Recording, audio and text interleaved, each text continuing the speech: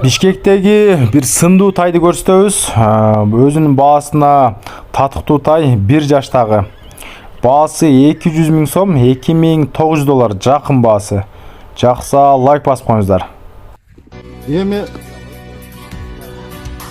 атты кара. Ат болсо ушунчалык болот да. Атка сын болсо машалла. Машалла, ат болсо ушунчалык.